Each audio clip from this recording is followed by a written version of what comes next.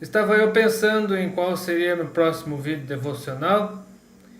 Aí me deparei com uma citação da escritora francesa Simone de Beauvoir, que diz o seguinte: que nada nos defina, que nada nos sujeite, que a liberdade seja nossa própria substância, já que viver é ser livre.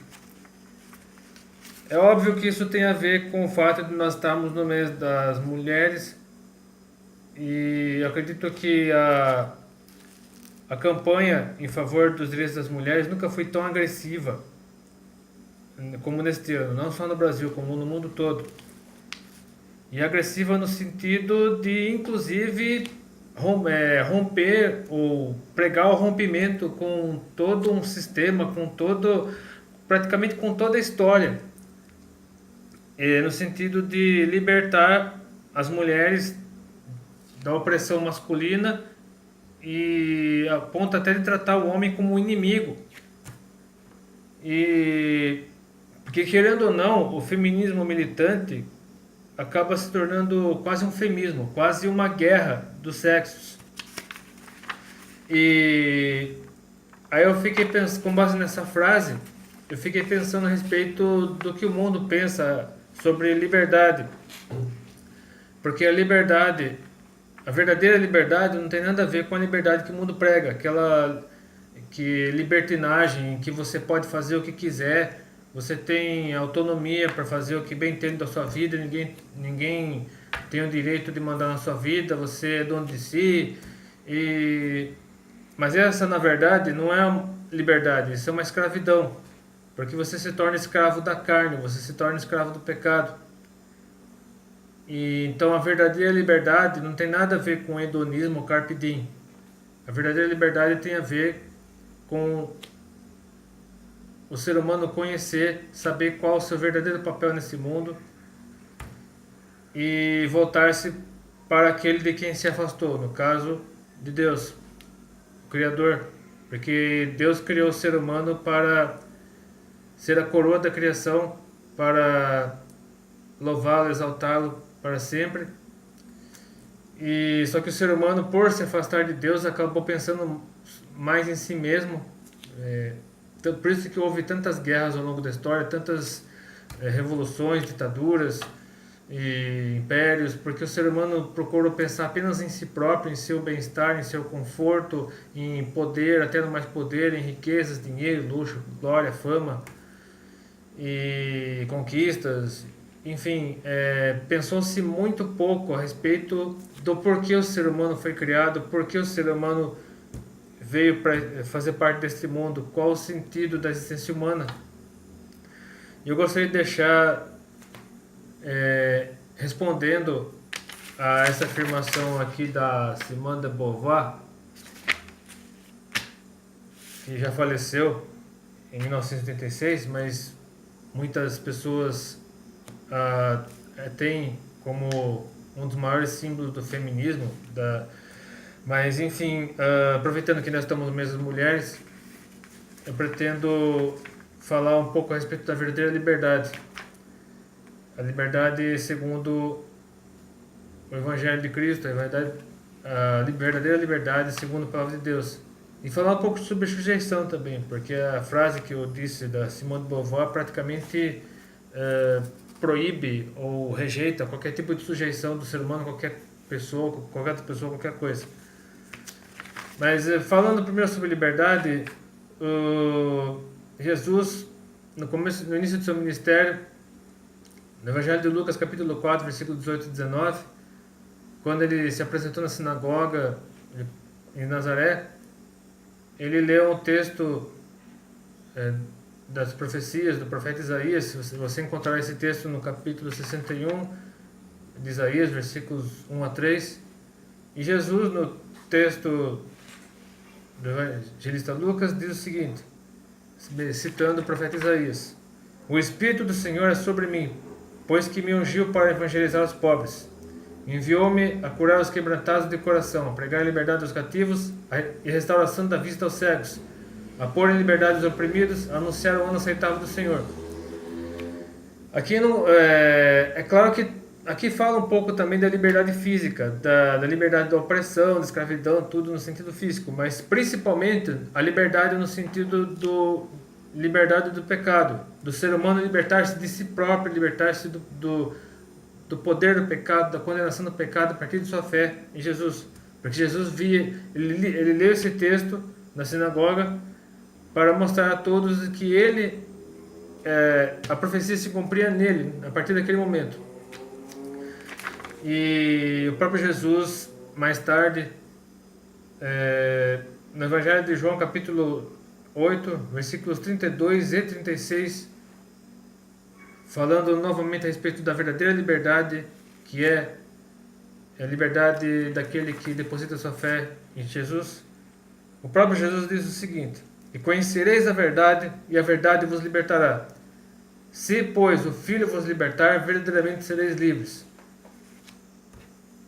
Repetindo, a verdadeira liberdade não tem nada a ver com a liberdade que o mundo apresenta. A liberdade que o mundo apresenta, na verdade, é uma escravidão. Você se torna escravo do pecado, escravo da carne, escravo dos seus próprios desejos, escravo de suas paixões, escravo de suas concupiscências. Mas a partir do momento que você se rende a Jesus Cristo e permite que o Espírito Santo governe sua vida, porque o ser humano não sabe fazer nada sozinho. Quando ele tenta fazer alguma coisa por seus próprios esforços, o resultado é destruição, o resultado é decepção, o resultado é vícios, compulsões, autodestruição, morte de si próprio, das pessoas. Enfim, quando o ser humano confia demais em si próprio, se esquece de Deus, o resultado é sempre desastroso. Pode até demorar, o ser humano pode até ser próspero durante algum tempo, pode até ter um certo renome, fama, poder, dinheiro, riqueza, mas o fim dele é sempre a morte. E na primeira carta de Paulo aos Coríntios, capítulo 7, versículos 21 a 22, no capítulo, naquele famoso capítulo que fala a respeito da relação entre homem e mulher, o apóstolo Paulo diz o seguinte: foste chamado sendo servo, não te dê cuidado, ou seja, não se preocupe com isso. E se ainda pode ser livre, aproveita a ocasião, porque o que é chamado pelo Senhor, sendo servo, é liberto do Senhor. E da mesma maneira também o que é chamado sendo livre, servo é de Cristo. Ou seja, a pessoa que é servo, escravo, enfim, pessoa que está debaixo de alguma opressão, debaixo de algum jugo, no sentido físico, essa pessoa é livre em Jesus Cristo. Porque mesmo sendo escravo na vida real, na vida espiritual, na vida física, digamos assim, na vida carnal, na vida espiritual, ele está livre para servir a Cristo, para crer em Cristo, para testemunhar o Evangelho de Cristo. E a pessoa ao mesmo tempo é servo de Deus, porque ele está liberto da concupiscência, dos seus próprios desejos, das suas próprias paixões, porque ele, sendo servo de Cristo, ele se submete à vontade de Deus, porque somente Deus, por ser eterno e nos conhecer desde onde nós nascemos, sabe o que é melhor para nós. E ainda na primeira carta de Paulo aos Coríntios, só que no capítulo 8, versículos 8 a 13, o apóstolo Paulo também diz o seguinte: ora, a comida não nos faz agradáveis a Deus, porque se comemos, nada temos demais, e se não comemos, nada nos falta. Mas vede que essa liberdade não seja de alguma maneira escândalo para os fracos, ou seja, não abusemos da liberdade que Deus nos dá.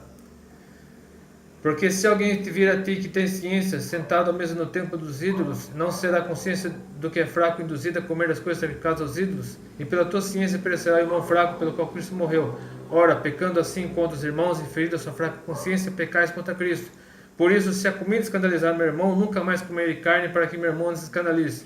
Ou seja, mesmo que algo seja praticamente inofensivo aos nossos olhos, não faça mal nenhum a nós, no sentido espiritual, mas se isso fizer mal a outra pessoa, desviar a pessoa de Deus, desviar a pessoa do Evangelho, devemos evitar isso. Se determinada conversa para nós é inofensiva, mas para outra pessoa escandaliza, gera mal-estar, devemos evitar esse tipo de conversa. E também na Carta de Paulo aos Gálatas, capítulo 5, versículo 13, é um texto que é um dos meus textos preferidos, e que faço até questão de colocar aqui. Porque vós, irmãos, fostes chamados à liberdade.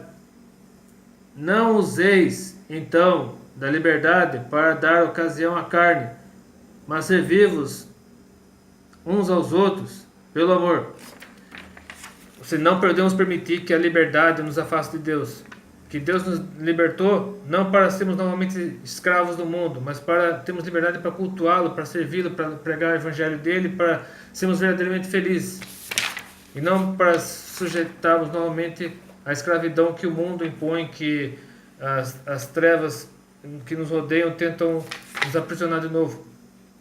Agora, quanto à sujeição, existem 4 tipos de sujeições que eu posso mencionar aqui. A primeira, que é o que as feministas mais odeiam. Elas têm nojo, elas têm raiva disso, mas elas precisam entender que isso é necessário para que elas sejam felizes individualmente e também com o homem que Deus colocar no caminho delas. Na carta aos Efésios, carta de Paulo aos Efésios, capítulo 5, versículos 22 a 28, diz assim: Vós mulheres, sujeitai-vos aos vossos maridos como ao Senhor, porque o marido é a cabeça da mulher, como também Cristo é a cabeça da igreja, sendo ele próprio salvador do corpo. De sorte que assim como a igreja está sujeita a Cristo, assim também as mulheres sejam em tudo sujeitas a seus maridos. Cabe ressaltar o seguinte: sujeição aqui não está no sentido da mulher ser capacho do homem, da mulher ser humilhada pelo homem, da mulher ser maltratada pelo homem, nada disso. Mas está no sentido da mulher evitar enfrentar o homem, conviver com ele pacificamente, harmonicamente, colocando-se em pé de igualdade com o ser humano. Ou seja, aqui não é a mulher colocando-se abaixo do homem, mas enfim, num tom de igualdade com o homem, para que por meio do diálogo entre homem e mulher haja a verdadeira felicidade, a verdadeira liberdade, a verdadeira harmonia que deve existir entre um casal. Continuando o texto aqui: Vós maridos, agora presta atenção, homens, é para ser para vocês, para mim também. Vós maridos, amai vossas mulheres, como também Cristo amou a igreja e a si mesmo se entregou por ela, para santificar, purificando-a com a lavagem da água pela palavra, para apresentar a si mesmo a igreja gloriosa, sem mácula, nem ruga, nem coisa semelhante, mas santa e irrepreensível. Assim devem os maridos amar suas próprias mulheres como a seus próprios corpos. Quem ama sua mulher, ama a si mesmo. Aqui fala claramente, comparando o homem casado com Jesus Cristo e a mulher casada com a igreja. Porque a igreja é noiva de Cristo. Da mesma forma como a mulher é noiva, é a esposa de um homem, a igreja é noiva de Cristo, é a esposa de Cristo. E na verdade será a esposa de Cristo quando Jesus Cristo voltar. Por enquanto é apenas noiva, mas quando Jesus voltar, instalar o seu reino, definitivamente, vencendo para sempre as forças do mal, haverá o casamento entre Cristo e a igreja. E, portanto, o homem deve sim se sacrificar, deve se entregar, assim como Cristo se entregou para a igreja, deixando de lado o machismo, a arrogância, a prepotência, a violência, enfim, qualquer sentimento contrário aos princípios cristãos, qualquer sentimento de opressão, de humilhação, de truculência, qualquer sentimento ruim, o homem deve abandonar, deve deixar de lado e tratar a mulher como igual, não pisando a mulher, não humilhando, não maltratando, não ofendendo, mas tratando como igual, vivendo em harmonia com a mulher. Outro tipo de sujeição, a sujeição às lideranças eclesiásticas. Por mais que os pastores muitas vezes errem, pequem, eles são falhos, eles são seres humanos, mas o pastor que cometeu um erro, que pecar, que fizer qualquer coisa errada, ele terá que prestar conta disso a Deus. Portanto, aquele que fica apontando o tempo todo o dedo para o pastor, apontando os seus erros, suas falhas, ele está pecando porque ele está querendo tomar conta, ele está querendo assumir o lugar de Deus. É Deus quem deve julgar o pastor ou qualquer outra liderança eclesiástica. Cabe a nós, como igreja, como membros do corpo de Cristo, fazer nossa parte na promoção do reino de Deus, na proclamação do evangelho. E quanto ao testemunho do pastor, se ele for ruim, ele terá que prestar conta disso a Deus, como diz aqui na carta aos Hebreus, capítulo 3, versículo 17: Obedecei a vossos pastores e sujeitai-vos a eles, porque velam por vossas almas, como aqueles que hão de dar conta delas, para que o façam com alegria e não gemendo, porque isso não vos seria útil. O terceiro tipo de sujeição é a sujeição principal, que é a Deus. Como diz na carta de Tiago, capítulo 4, versículo 7. Sujeitai-vos, pois, a Deus, e resisti ao diabo, e ele fugirá de vós. Porque quando nos sujeitamos a Deus, o diabo não chega perto de nós. Ele não pode nos tocar, porque ele vê que nós somos revestidos pelo Santo Espírito nós somos lavados pelo Cordeiro de Deus, que é Jesus Cristo, e o diabo, não encontrando brecha em nós para fazer as aprontadas dele, ele não chega perto de nós. E finalmente, para encerrar, o quarto tipo de sujeição, que é a sujeição às autoridades. É difícil, sujeitar-se às autoridades é muito difícil, é complicado, principalmente num contexto de guerra entre direita e esquerda. Por exemplo, eu estou postando esse vídeo no dia 31 de março, que é o dia em que lembramos o início do regime militar, do 31 de março de 1964, chamado pela direita de revolução, chamado pela esquerda de golpe, ditadura, enfim, seja lá como for, mas está sendo muito difícil para muitos, em meio a esse tumulto todo, essa guerra de palavras, essa guerra de nervos entre direita e esquerda, está sendo muito difícil você falar em sujeição às autoridades. Mas a palavra de Deus, ela nos impõe isso, porque as autoridades terão que dar conta a Deus por fazerem coisas erradas. Eles serão recompensados, eles serão punidos pelo próprio Deus. Mas nós, enquanto seres humanos, devemos estar sujeitos a elas, sabendo que receberemos a recompensa pela nossa fidelidade a Deus. Devemos fazer nosso papel de cidadãos, por meio do voto, de várias outras coisas, como se fizéssemos ao próprio Deus, prestando contas a Deus e não aos seres humanos. Como diz aqui na primeira carta de Pedro, capítulo 2, versículos 13 e 18. Que diz assim: sujeitai-vos, pois, a toda a ordenação humana por amor do Senhor, quer ao rei como superior, quer aos governadores, como por ele enviados para castigo dos malfeitores. Para castigo dos malfeitores. E para louvor dos que fazem o bem. Ou seja, até mesmo uma autoridade ímpia reconhece quando uma pessoa está dando bom testemunho. Porque assim é a vontade de Deus, que fazendo bem tapeis a boca à ignorância dos homens insensatos, como livres e não tendo a liberdade por cobertura da malícia. Ou seja, mais uma vez, aqui falando da verdadeira liberdade como oposta à carne, como oposta à concupiscência. Mas como servos de Deus, honrai a todos, amai a fraternidade, temei a Deus, honrai ao rei. Vós, servos, aqui falando novamente dos servos, sujeitai-vos com todo temor aos senhores, não somente aos bons e humanos, mas também aos maus.